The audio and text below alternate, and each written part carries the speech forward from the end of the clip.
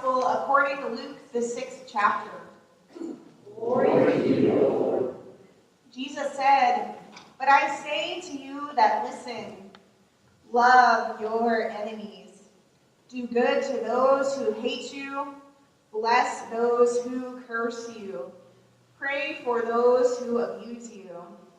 If anyone strikes you on the cheek, offer the other also. And from anyone who takes away your coat, do not withhold even your shirt. Give to everyone who begs from you.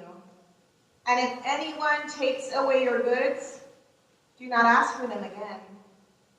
Do to others as you would have them do to you. If you love those who love you, what credit is that to you? For even sinners love those who love them. If you do good to those who do good to you, what credit is that to you? For sinners even do the same. If you lend to those from whom you hope you to receive, what credit is that to you? Even sinners lend to sinners to receive as much again. But love your enemies. Do good and lend, expecting nothing in return. Your reward will be great, and you will be children of the Most High, for he is kind to the ungrateful and the wicked. Be merciful, just as your Father is merciful. Do not judge, and you will not be judged. Do not condemn, and you will not be condemned. Forgive, and you will be forgiven. Give, and it will be given to you. A good measure, pressed down, shaken together, running over, will be put into your lap. For the measure you give will be the measure you get back. The Gospel of the Lord. Praise to you, O Christ. Grace to you and peace from God, our Father, and our Lord Jesus Christ. Amen. Today, I'm going to start by telling you a story. It's called Stephanie's Ponytail by Robert Munsch. One day, Stephanie went to her mom and said, "None of the kids in my class have a ponytail. I want a nice ponytail coming right out the back." So, Stephanie's mom gave her a ponytail coming right out the back. When Stephanie went to school, the other kids said, "Ugly, ugly, very ugly." Stephanie said, "It's my ponytail, and I like it." The next morning, when Stephanie went to school, all of the other girls had ponytails coming right out the back. Stephanie said, "You all are just a bunch of copycats. You do whatever I do. You don't have a brain in your head." The next morning, Stephanie's mom asked her if she wanted a ponytail coming out the back. "No," Stephanie said. "I want one right above my ear." So, Stephanie's mom gave her a ponytail right above her ear. When Stephanie went to school, the other kids said, "Ugly, ugly, very ugly." Stephanie said, "It's my ponytail, and I like it." The next morning, when Stephanie went to school, all of the other girls and even some of the boys had ponytails right above their ears. The next morning, her mother asked her, "Would you like a ponytail coming out the back?" "No." "Above your ear?" "No," Stephanie said. "Well, then that's that," said her mom. "There's no other places you can put ponytails."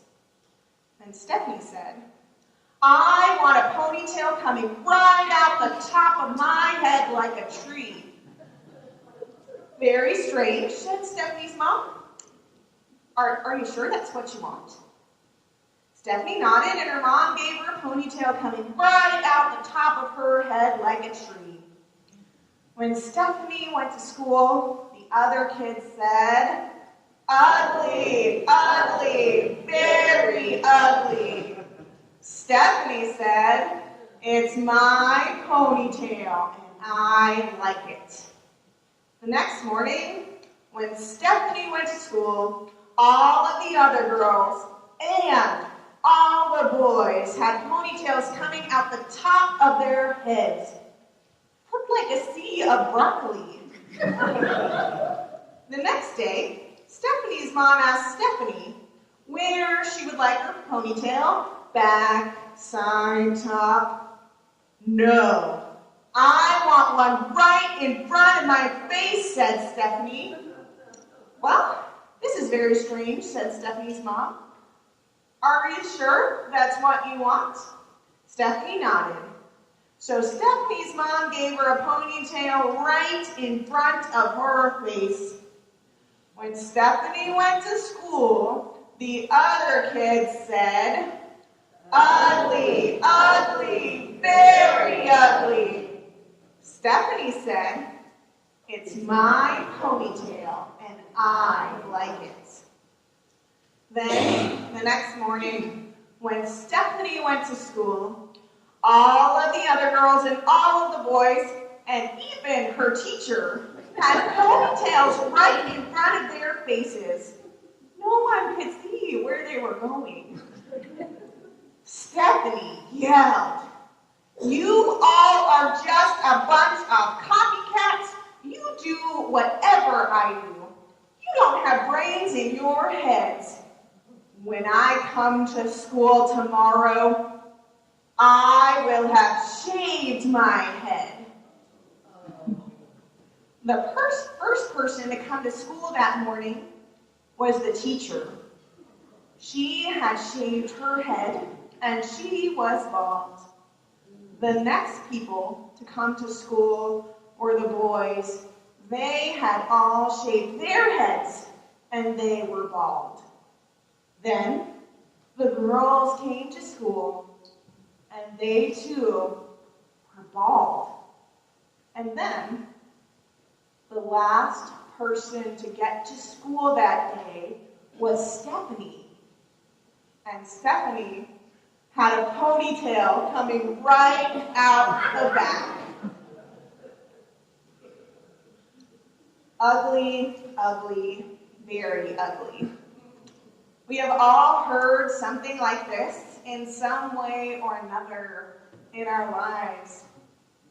And I'm thinking, if you're anything like me, we have all said something like this to someone in some way or another in our lives. Today, Jesus says to us, "Love your enemies. Do good to those who hate you. Bless those who curse you. Pray for those who abuse you. If anyone strikes you on the cheek, offer the other also. And from anyone who takes away your coat, do not withhold even your shirt. Give to everyone who begs from you. And if anyone takes away your goods, do not ask for them again. Do unto others as you would have them do to you." And this is no easy task. It is so hard. Because we struggle to love the people here in this room, the people we call our brothers and sisters in Christ. So how can we even possibly begin to love our enemies if we first struggle to love each other? We've got to learn as a community to actually love each other, to practice forgiveness, to be reconciled, to communicate with each other from a place of love. We have to love each other in order for us to even seek to try to love the people that it's hard for us to love. It would be so much easier for us not to do this, to forget that we too have been called into Christ's mission of love for the world. But we are blessed because we are told by Jesus to do this, told by Jesus to engage in the world in this way of radical love and inclusion. This love that Jesus commended his disciples, his followers, and us to is the love that Jesus modeled for us. Jesus models this love for us in reaching out and ministering to the people that society told him he was supposed to hate: the lepers, the sick, the unclean, the non-Jewish people.